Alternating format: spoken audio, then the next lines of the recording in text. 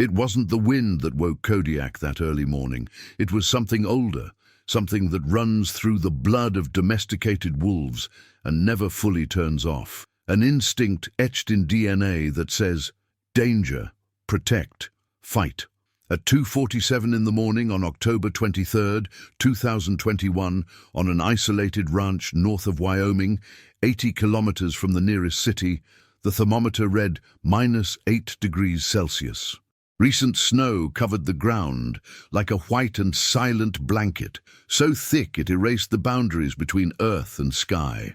The air was still, frozen, as if nature itself was holding its breath. There was no moon, only cold and distant stars that illuminated nothing, that only watched from their indifferent distance. And in the middle of that frozen silence, on the wooden porch of a house that had withstood 30 Wyoming winters, Kodiak, a 6-year-old Rottweiler with 65 kilos of pure muscle and a scar crossing his muzzle from the fight that almost killed him as a puppy, lifted his head. His amber eyes gleamed in the darkness with an intensity that wasn't curiosity. It was recognition, the recognition of a predator detecting another. He didn't growl. He didn't bark. He only watched, because true warriors don't announce their presence. They calculate it, measure it, wait for the exact moment. And Kodiak had learned to wait. He had learned on the streets of Cheyenne when he was 3 months old and was abandoned by an illegal breeder who considered him defective because of that scar on his face. He had learned when he went hungry for weeks, digging through garbage cans, dodging kicks, sleeping under bridges. He had learned when Marcus Sullivan found him one November afternoon, shivering next to a garbage container behind a supermarket. So thin you could see all his ribs, so scared he bit Marcus's hand when he tried to touch him. But Marcus didn't pull his hand back. He left it there bleeding, extended, waiting, and after 10 minutes that seemed like hours. Kodiak sniffed it. He smelled the blood, the skin, the residual fear from the wars Marcus carried with him. And for the first time in his short life, Kodiak detected something he hadn't known before. Not danger, not threat, but recognition. This human had also fought. This human also had scars. This human understood. And from that day, Kodiak never separated from Marcus Sullivan. He followed him home. He slept at his feet. He learned that not all humans hit, that not all places are dangerous, that there exists something called home. And now, 6 years later, on this frozen early morning, that home was being threatened. 100 meters from the Sullivan Ranch's main house, among the bare poplars and frost-covered bushes that gleamed like broken glass under the scarce starlight, something moved. It wasn't a solitary animal. It was a living mass. A dark wave of greyish fur and yellow eyes that reflected the night like cursed mirrors. There weren't 10. Marcus had seen packs of 10 and knew how to handle them. There weren't 20. Even 20 coyotes could be dispersed with shots in the air and shouts. There were 45 hungry mouths with fangs measuring 2.5 inches, 45 bodies weighing between 12 and 20 kilos each, totaling more than 600 kilos of hungry and desperate predator. The largest pack recorded in Wyoming in the last 30 years, according to Wildlife Department reports Marcus had read. But numbers on paper don't convey reality. They don't convey the sound of 45 synchronized breaths. They don't convey the smell of wild musk and old blood. They don't convey the cold intelligence that gleamed in the alpha's eyes, leading that undulating mass. Because these weren't ordinary coyotes. They were survivors. The winter had been the most brutal in 50 years. Temperatures had dropped to -30 in February. Snow had buried the fields until March. Deer, their main prey, had migrated south or starved to death. Rabbits were scarce. Squirrels remained buried. And when nature closes all doors, animals learn to kick windows. The Sullivan Ranch had 200 acres of land, 50 sheep, 12 goats, 20 chickens, and 8 Rottweilers that hadn't allowed any predator to cross the perimeter in 5 years. But tonight, the rules were going to change. Behind Kodiak, on the porch, shadowed by the low roof, 7 other Rottweilers rose one by one, like chess pieces coming to life. Valkyrie was first. 5-year-old alpha female, 55 kilos of tactical intelligence wrapped in black and tan fur. They'd found her chained in a basement in Laramie, malnourished, with ribs visible like keys on a broken piano. Her previous owner used her for breeding, litter after litter, selling her puppies and leaving her without food for days. When they rescued her, she couldn't walk.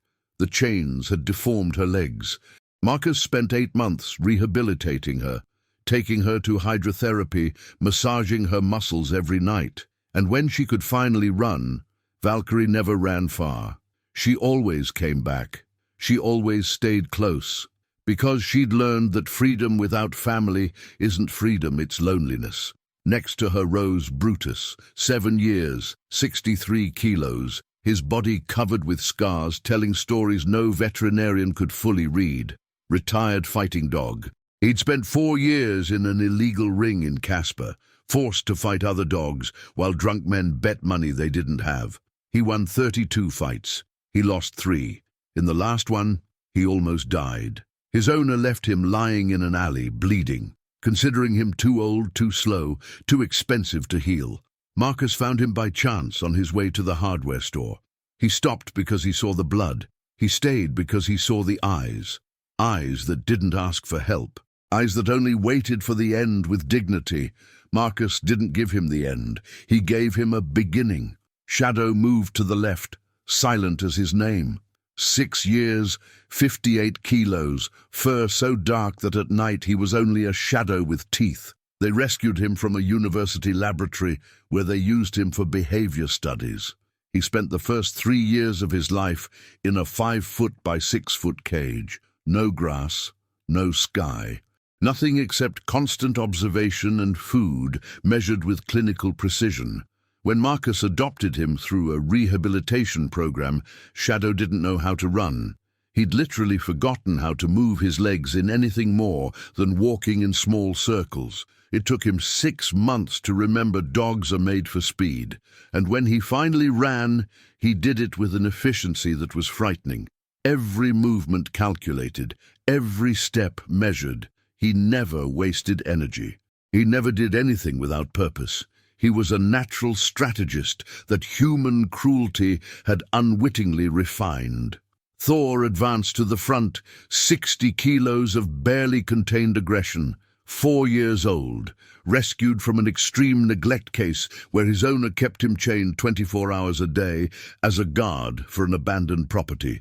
No shelter, no clean water, only a 5-foot chain that had permanently deformed his neck. When they freed him, Thor attacked 3 of the rescuers, not from malice. From fear turned to fury. Marcus was the only one who could approach, not with fear or aggression, but with respect. He talked to him for 2 hours, sitting 3 meters away, explaining he didn't need to fight anymore, that he wasn't alone anymore. Thor didn't understand the words, but he understood the tone, and slowly, very slowly, the invisible chain around his heart loosened. Freya positioned herself next to Thor, 4 years old, 52 kilos, the fastest of them all. They found her at a municipal shelter, scheduled for euthanasia because she'd gone 6 months without being adopted. Too big, they said, too energetic, needs too much exercise. Families who visited her wanted couch dogs, not athletes. Marcus saw her on her last day, literally her last day, 2 hours before the injection. Freya wasn't sad. She was running in her small 3-meter kennel, as if denying reality with movement. Marcus opened the door. She looked at him. And instead of leaving, she stayed still, as if asking if this was real or just another false hope. Marcus extended his hand. Freya smelled it. And then, for the first time in 6 months, she left the kennel. She didn't run far. She only circled Marcus once, twice, 3 times, as if testing that this was real, that the space was true, that freedom existed. And then she sat at his feet, waiting, trusting, and finally came the 2 youngest. Odin, 2-year-old male, 55 kilos of courage without experience. They rescued him from a breeder who mass-produced Rottweilers to sell online. Conditions were deplorable. 30 dogs in stacked cages, feces up to the ankles, green water, no vaccines, no veterinary care. When authorities shut down the place, they found 12 dead puppies and 23 malnourished adults. Odin was 6 months old and weighed half what he should, but he survived, and he grew. And he developed fierce loyalty toward Marcus, as if he knew this human had saved him from a fate his siblings couldn't escape. And Luna, 48 kilos, 2 years old, the smallest of the pack, but somehow the one with the biggest heart. They found her in a cardboard box beside a rural highway in February, 3 months old, half frozen, with a broken leg that had never been treated. Someone had thrown her away like garbage, literally, in a box next to a traffic sign. Marcus saw her because he stopped to urinate. He heard the whimpers, he opened the box, and what he found enraged him so much he had to sit in his truck for 10 minutes to calm down before he could hold her without trembling with rage. Luna should have died. The leg was infected, she had hypothermia, she was severely malnourished. The vet recommended euthanasia. Marcus said no. He paid for surgery out of his own pocket, $2,000 he didn't have, but got by selling his old motorcycle. Luna survived. The leg healed crooked, leaving her with a slight limp that never went away. But she ran, she played, and she loved with an intensity that compensated for any physical weakness. These were the 8, not a pack chosen by pedigree or bloodlines, a family forged in rescue, trauma, and second chances. And now, on this frozen early morning, that family was going to face its ultimate test. Marcus Sullivan woke to Kodiak's low growl. It wasn't a bark. It was a deep, vibrating sound that made the house's wooden walls tremble and shook the framed photos on the fireplace mantel. Marcus was 58 years old, had served 22 years in the Marines, had fought in Iraq during the first invasion and in Afghanistan during the height of the conflict. He'd seen his friends die in IED explosions that turned men into red mist. He'd given orders that sent young soldiers on missions from which not all returned. He'd killed, he'd saved. And he'd returned home with medals on his chest and nightmares in his soul that never went away completely. His wife, Catherine, had helped him survive those first years after service. She didn't try to understand him because she knew she couldn't. She only held him when he woke screaming at 3 in the morning. She only sat with him in silence when 4th of July fireworks made him shake uncontrollably. She only existed beside him, constant, unwavering, like a lighthouse in a storm that seemed to have no end. And then cancer came. Fast, aggressive, unstoppable. 6 months from diagnosis to funeral. Marcus sat by her bed every day of those 6 months, holding her hand, telling her stories of their youth, reading her books she loved but could no longer hold. And when she finally exhaled for the last time, Marcus felt something break inside him that never fully repaired. The first 2 years after her death were the darkest. Marcus didn't leave the ranch except to buy provisions. He didn't talk to anyone. He didn't turn on the lights. He only existed like a ghost in his own house. And he probably would have continued like that until darkness consumed him completely, until one November day he found Kodiak. And something in that broken, abandoned puppy, scarred but not destroyed, woke something in Marcus he believed dead. A spark, a purpose, a reason to get up. He rescued Kodiak, then Valkyrie, then Brutus. One after another, every broken dog he found, every soul discarded by humans who didn't deserve to be called such. And by saving them somehow, he saved himself. Or at least learn to live again. Now, 5 years later, Marcus had a routine. He got up at 5 in the morning, he fed the dogs, he checked the sheep, he repaired fences, he read in the afternoons, he went to bed at 9. Simple, predictable, safe. But this early morning the routine broke. Marcus jumped up at Kodiak's growl. He put on his boots without tying the laces. He put on his thick coat over his t-shirt. He grabbed his Winchester rifle from the closet by the door, the same rifle his father had given him when he turned 16, the same rifle that accompanied him on deer hunts during his youth. He knew something was wrong because Kodiak only growled like that when danger was real, tangible, immediate. When he reached the living room window and pulled back the curtain, he saw the eyes, dozens of pairs of yellow eyes gleaming in the darkness like lit coals floating in the void. His heart, which had faced combat without wavering, stopped for one complete second. He'd seen coyote packs before, 5 on the ranch's eastern boundary 2 years ago, 8 near the stream last winter, but this was different. This wasn't a pack. This was an army. He grabbed his phone from his pocket. No signal. The snowstorm that had passed the night before had knocked down the nearest telecommunications tower, something that happened 2 or 3 times every winter. There was no way to call the sheriff, no way to request backup. He was alone. He tried to open the front door, pulling the knob hard. It didn't move. He pushed with his shoulder. Nothing. Snow accumulated against the frame during the night, and hinges rusted by years of winters kept it sealed as if welded. He hit it with his fist. He kicked. Nothing. Panic started climbing up his throat, a panic he hadn't felt since Fallujah, when he was trapped under a collapsed building during a bombardment and thought he'd die buried. But then, through the window, he saw his 8 dogs, standing, firm, united, looking toward the trees where the yellow eyes gleamed, and panic turned into something else, into pride, into confidence, into the certainty that these dogs, these 8 survivors who had been discarded by the world, were about to demonstrate something humans had forgotten. That family isn't defined by blood, it's defined by choice, and they had chosen. Marcus ran to the office in the back of the house where he kept the security camera system. 4 cameras, 4 angles, installed 3 years ago after thieves tried to steal his tractor. He turned on the monitor. The screens flickered, and what he saw in those 4 views would stay with him for the rest of his life. The coyotes weren't disorganized chaos. They moved in formation. 3 distinct groups. The alpha, a massive male who easily weighed 20 kilos, larger than any coyote Marcus had seen in 30 years living in Wyoming, led from the center. He didn't advance. He didn't expose his position. He directed.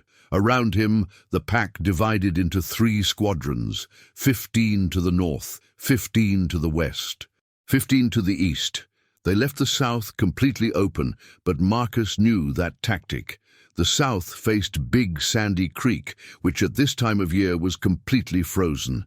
If the dogs ran that way, they'd fall on fragile ice and be vulnerable, unable to maneuver, easy targets for coyotes who could distribute their weight more effectively on the frozen surface.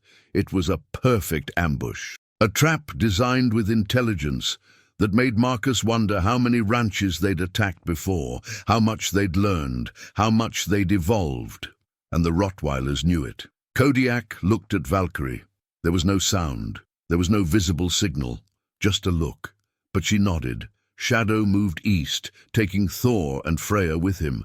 Brutus stayed in the center with Kodiak.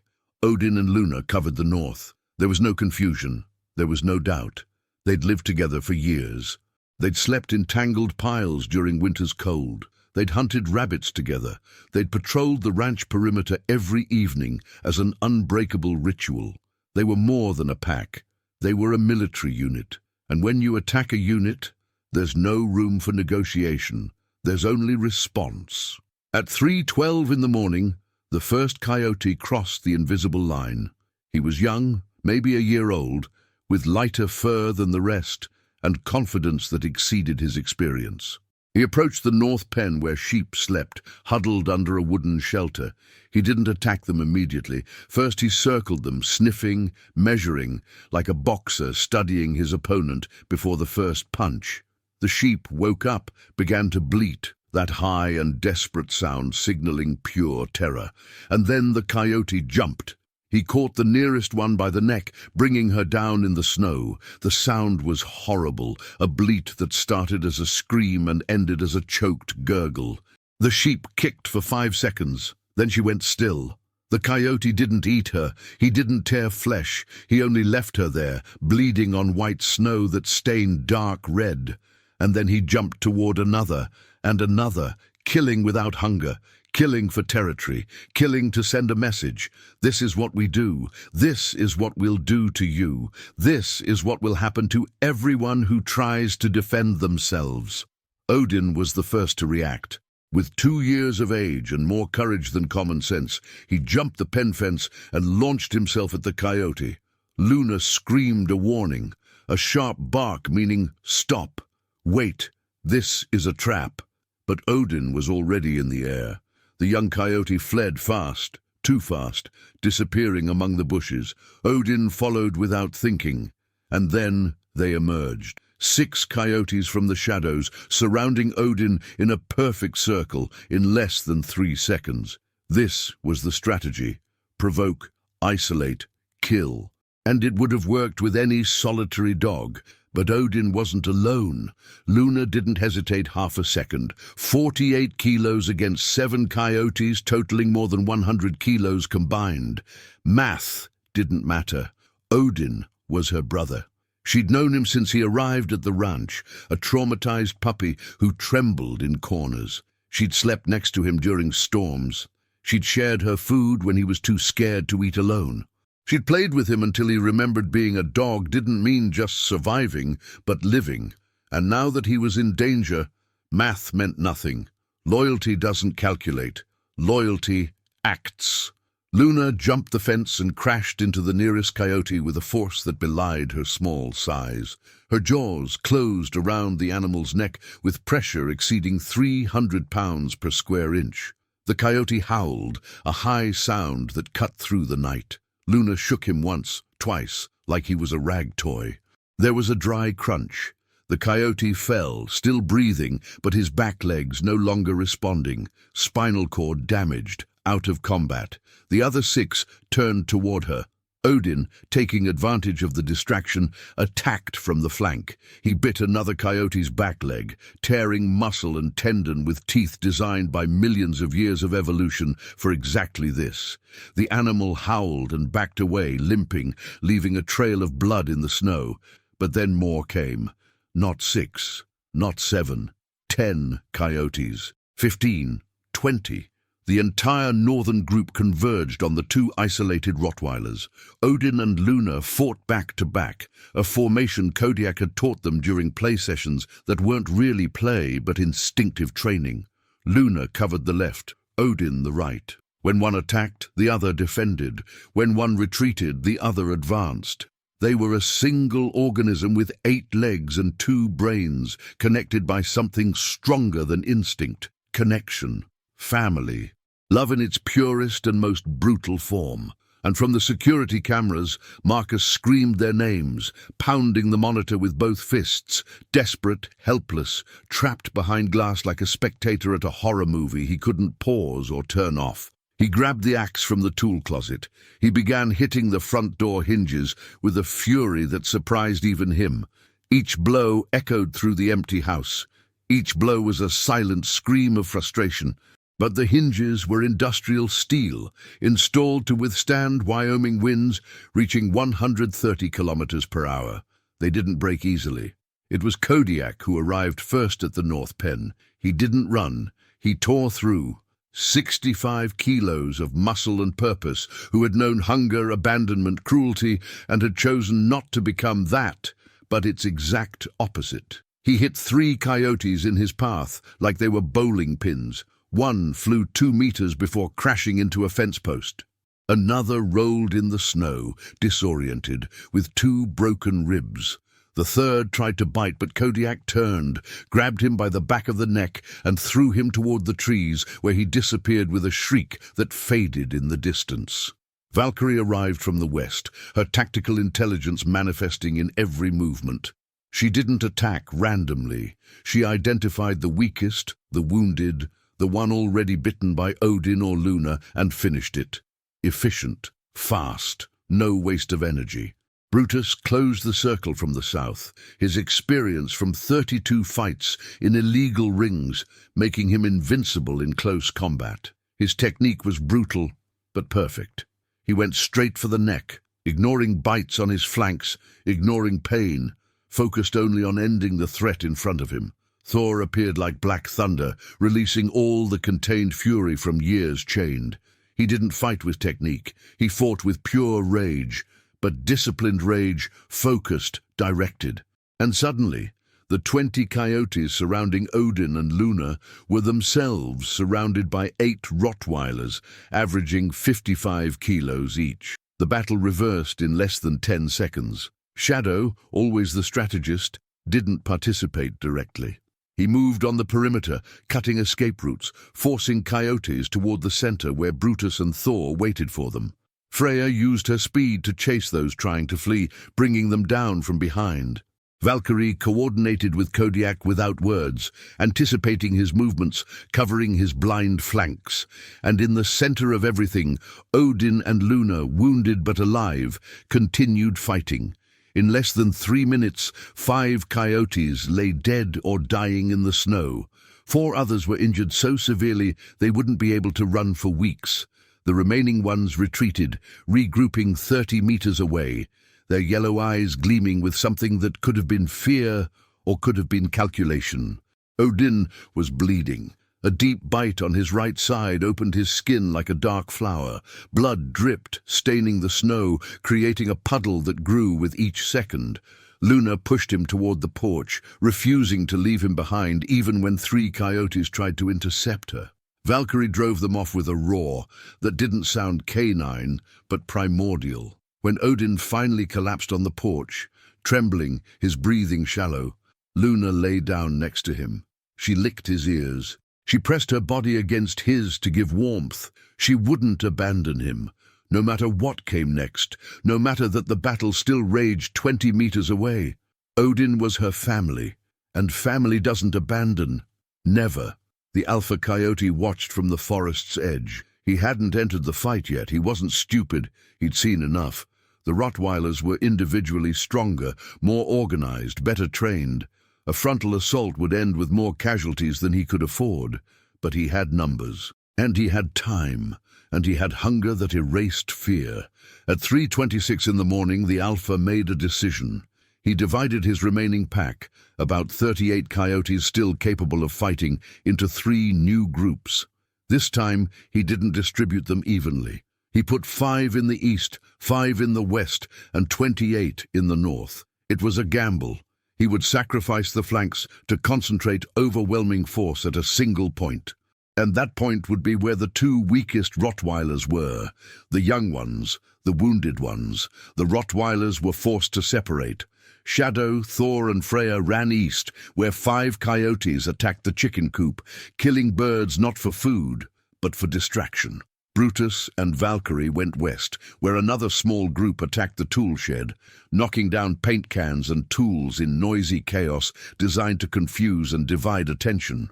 And Kodiak stayed in the center, his eyes fixed on the alpha finally emerging from the shadows, walking with a confidence that chilled the blood. Behind the alpha, 28 coyotes advanced in tight formation, not running, but walking, like soldiers marching to battle. Their objective was clear, the porch, where Odin lay bleeding and Luna refused to move. Kodiak stood between them, 65 kilos against 28 coyotes, led by a 20-kilo alpha. The math was impossible. Kodiak knew it. It didn't matter, he growled. It wasn't a warning sound, it was a promise. They would pass over his dead body before touching Odin or Luna. The alpha stopped 10 meters away. The 2 animals looked at each other, predator to predator, leader to leader.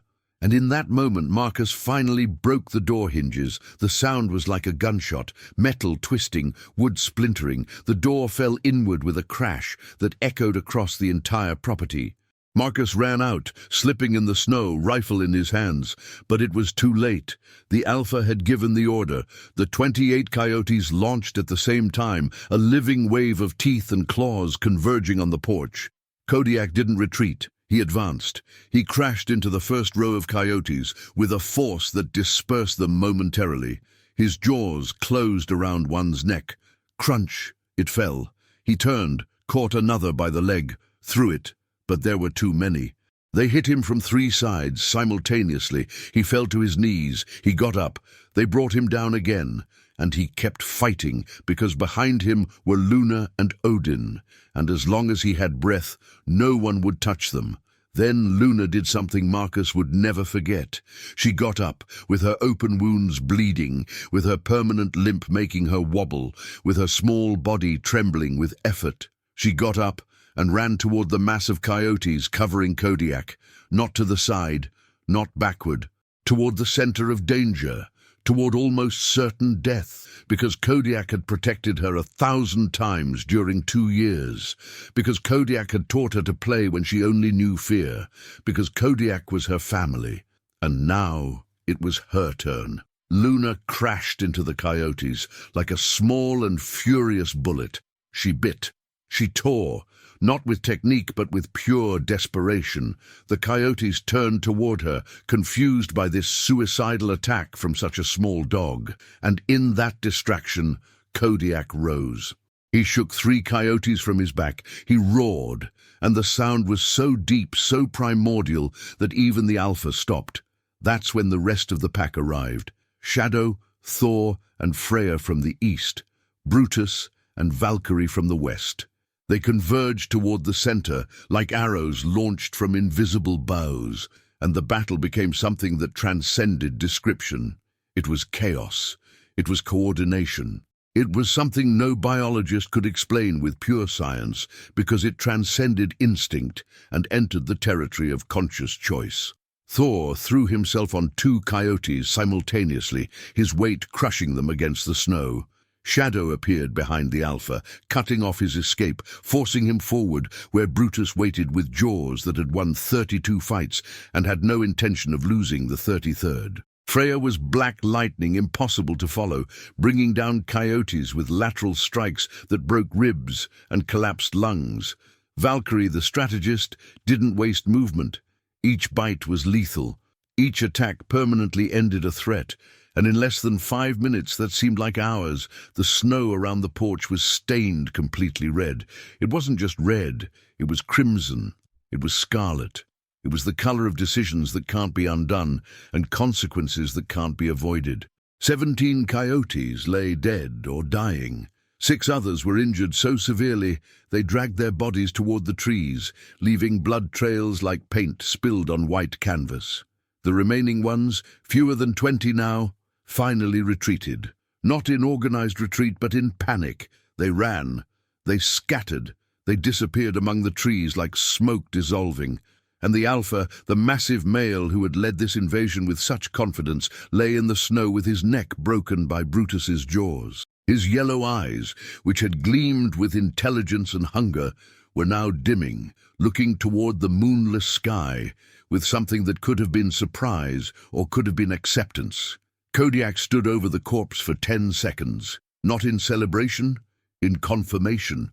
The threat had ended, the territory was safe, the family was protected. But when he turned toward the porch, he saw something that made his heart, which had beaten steadily throughout the entire battle, stop. Luna was lying on her side. She wasn't moving. The snow beneath her wasn't white, it was completely red, a puddle slowly expanding, fed by wounds that no longer bled but dripped because her heart was failing. Marcus came running, slipping, falling to his knees beside her.